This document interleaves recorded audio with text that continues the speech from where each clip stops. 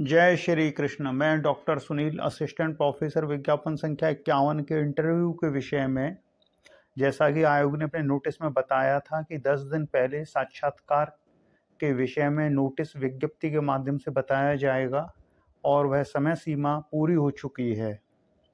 अब जबकि कल से 2 दिन की छुट्टियां पड़ जाएंगी, तो इसी को ध्यान में रखते हुए हमने अभी एक ट्वीट किया है।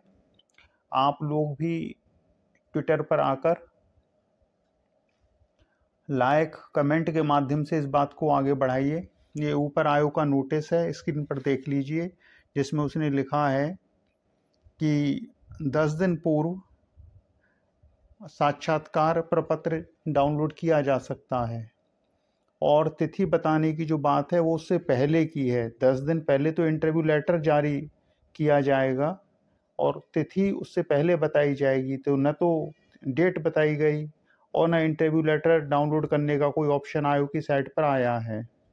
तो ये ट्वीट देख लीजिए, नीचे हमने लिख दिया है आयोग को।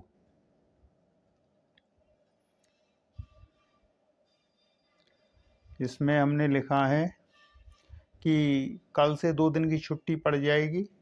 क्या आयोग इंटरव्यू से 2 दिन पहले बताएगा कि 25 सितंबर से किन विषयों का इंटरव्यू लिया जाएगा, या टीजीटी पीजीटी परीक्षा की भांति अब इंटरव्यू की डेट के साथ भी फुटबॉल की तरह खेलने की कोई योजना है? आयोग अध्यक्षा आदरणीय डॉक्टर कीर्ति पांडे जी से निवेदन है कि असिस्टेंट प्रोफेसर विज्ञापन संख्या 51 का तिथिवार साक्षात्कार कार्यक्रम घोषित करने की कृपा करें।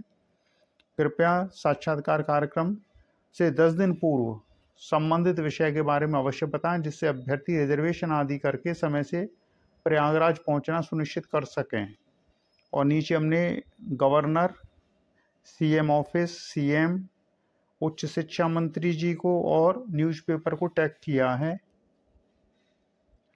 तो आप लोग जो भी इंटरव्यू देने जा रहे हैं, यहाँ पर आइए, कमेंट करिए और इस बात को आगे बढ़ाइए।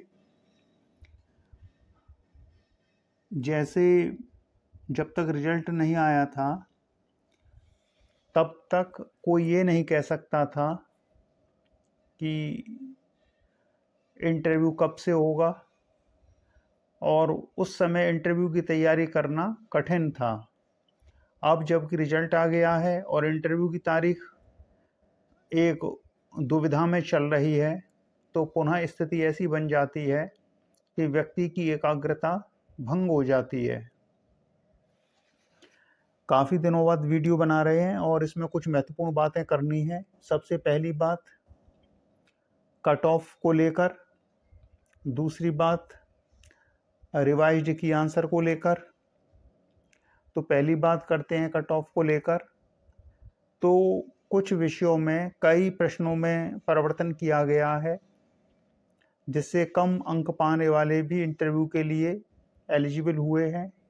और चूंकि जब प्रश्नों के उत्तर बदले गए हैं तो अधिक प्रश्न सही करने वालों का नेगेटिव हो गया है और वो आउट हो गए हैं।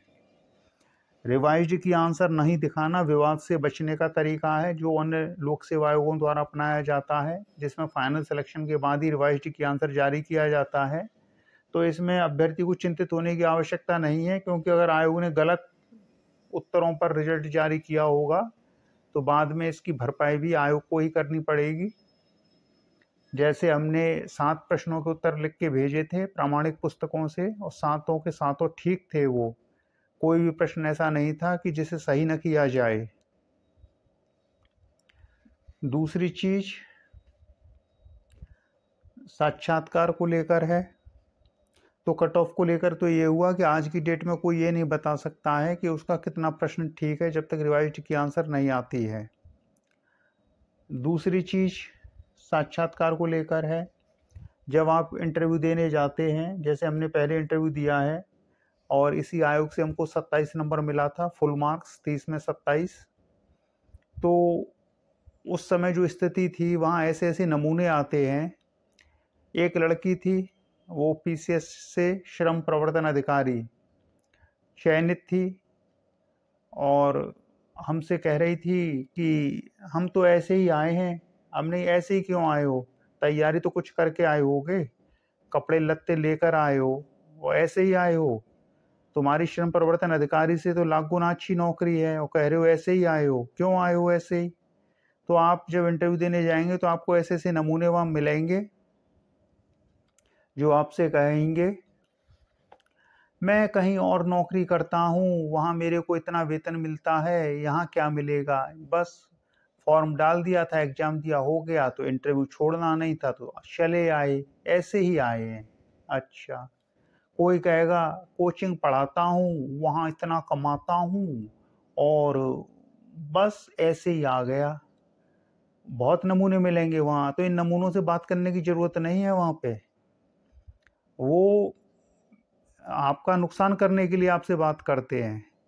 कोई कहीं बिजनेस कर रहा होगा, मैं तो इतना कमा लेता हूँ, कहाँ टाइम दे पाऊंगा पढ़ाने के लिए, तो ऐसे ही चला आया। कोई हो सकता है पीसीएस आ जाए सिलेक्टेड। पीसीएस असिस्टेंट प्रोफेसर के सामने क्या होती है? कुछ नहीं होती, 2 टके की नौकरी होती है। तो कहेगा मैं तो ऑलरेडी सिलेक्टेड हूँ, फॉर्म भर दिया था और एग्जाम दे दिया, कोई तैयारी की नहीं थी, बस कॉल हो गई तो आ गया। भैया आ क्यों गए? ना आते, कोई हाथ पकड़ के बुलाने जा रहा है तुम्हारे घर पे कि आओ इंटरव्यू दो? एक से एक भयंकर नमूने देखने को मिलेंगे और सबके सब बड़े चतुर चालाक भीतर से, और ऊपर से ऐसा दिखाएंगे इनको तो मतलब ही नहीं है, इनके सामने असिस्टेंट प्रोफेसर कुछ है ही नहीं।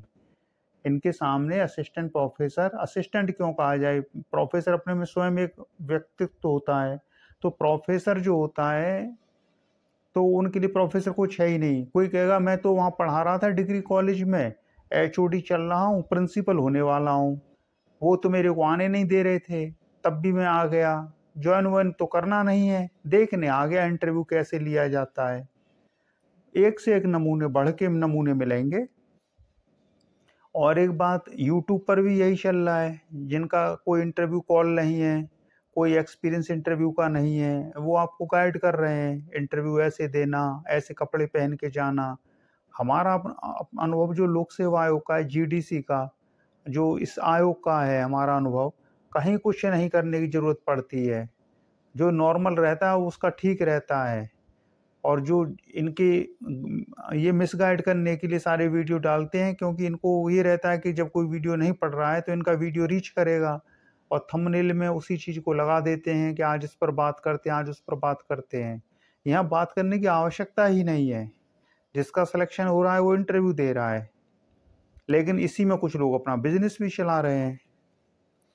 तो इन लोगों से सावधान रहने की ज़रूरत है। अगर कोई कहता है कि इंटरव्यू मैंने पहले दिया है, तो भैया किस विज्ञापन में दिया है, कितना नंबर पाया था, सीधी सी 2 बातें पूछनी चाहिए उससे। इंटरव्यू का अगर कोई एक्सपीरियंस नहीं है तो क्या इंटरव्यू के लिए गाइड कर सकते हो? तो रिवाइज किया आंसर फाइनल सिलेक्शन के बाद आएगा, पहली चीज़ है। दूसरी चीज़ है जो हमने लिख दिया है कि फुटबॉल की तरह खेलने की योजना है क्या? साक्षात्कार से भी पहले ही 3 साल लेट हो चुका है एग्जाम, और उसके बाद भी इसको लटकाने की योजना चल रही है, ये बहुत गलत है। तो आप लोग भी आकर इसमें समर्थन करिए, और जो जिसका जितना मार्क्स होगा वो तो फाइनल रिजल्ट में सबके सामने आ जाएगा। कुछ चीज़ें हमको पहले सही नहीं दिखाई पड़ती हैं, जब रिजल्ट सामने आ जाता है तब दिखाई पड़ती हैं।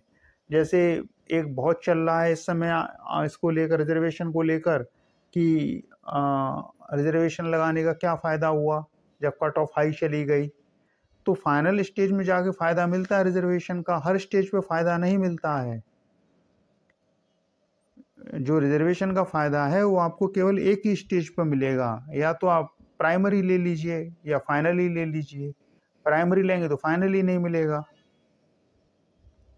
जैसे कहीं आयु सीमा अलग अलग होती है जनरल की और अन्य वर्ग की, तो अन्य वर्गों को वहाँ रिजर्वेशन का लाभ मिल गया, तो वो चाहे कि एज में भी मेरे को लाभ मिल जाए, फाइनल सिलेक्शन में भी मेरे को जनरल की सीट मिल जाए। हर स्टेज पे रिजर्वेशन कैसे मिलेगा? एक स्टेज पे मिलना चाहिए, फाइनल पे, और वो आयोग फाइनल पर दे ही रहा है।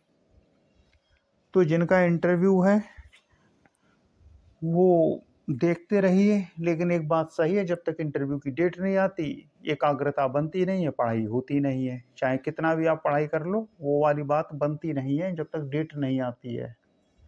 और जब डेट आ जाती है फिर आदमी कहता है समय कम है, समय वो में कुछ कम नहीं होता, बहुत समय होता है।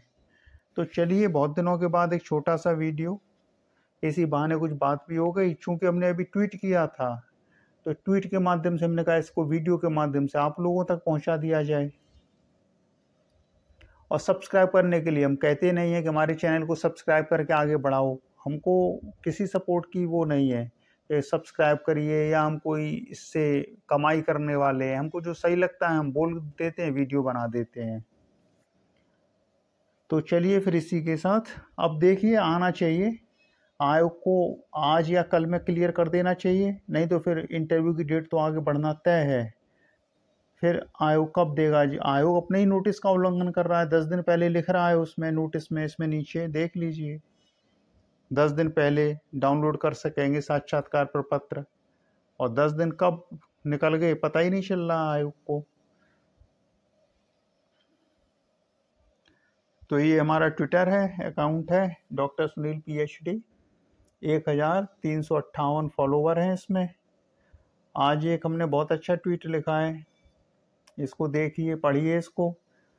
IAS मतलब क्लर्क, IAS का मतलब कौन होता है? क्लर्क होता है IAS। लेकिन मूर्ख जनता ने उसे भगवान बना दिया है। आज़ाद देश में जनता से ऊपर कोई नहीं होता है, तो और IAS IPS सब जनता के सेवक हैं। लेकिन भारत की स्थिति इतनी विचित्र है कि देश आज़ाद हो गया, अंग्रेज चले गए, लेकिन इन्हें गुलामी करनी है। अंग्रेजों की नहीं सही, सरकारी कर्मचारियों की करेंगे। अब सरकार बनाने वाले आप लोग हैं और IAS सरकार के नीचे काम करता है, तो बड़ा कौन हुआ? जनता बड़ी हुई या IAS बड़ा हुआ? पर IAS हर जगह बैठा हुआ है, जनता का शोषण कर रहा है, जैसे ब्रिटिश हुकूमत में होता था वही चल रहा है। इस देश की जनता अपनी आज़ादी को लेकर जागरूक ही नहीं है कि वो आज़ाद हो चुकी है। जो ब्रिटिश सिस्टम था एडमिनिस्ट्रेशन का, वही चल रहा है। थाने में चले जाइए, दरोगा ऐंठ के बात करेगा, माने आप किसी गुलाम देश के हैं। तहसील में चले जाइए, वहाँ आपके साथ ऐसा मिसबिहेव किया जाएगा कि मानिए आप किसी गुलाम देश के हैं। देश आज़ाद हो चुका है, जनता वोट दे के सरकार चुन रही है और सरकार के कर्मचारी जनता को रगड़ने में लगे हुए हैं। इस देश की स्थिति बड़ी विचित्र है। कारण ये है कि जनता आपस में बटी हुई है, जातियों में बटी हुई है, धर्म में बटी हुई है, और जो विभाजित हो जाते हैं उन पर कोई भी कमजोर दूर देश से आगे शासन कर सकता है। छोटी सी छोटी एक टुकड़ी आती है प्राचीन में और यहाँ शासन करके चली जाती है। तो इस देश की स्थिति बड़ी विचित्र है। तो चलिए फिर, ये हमारा ट्विटर है, इसमें आप, ये हमारा ट्विटर अकाउंट है। तो चलिए फिर इसी के साथ, जय श्री कृष्ण।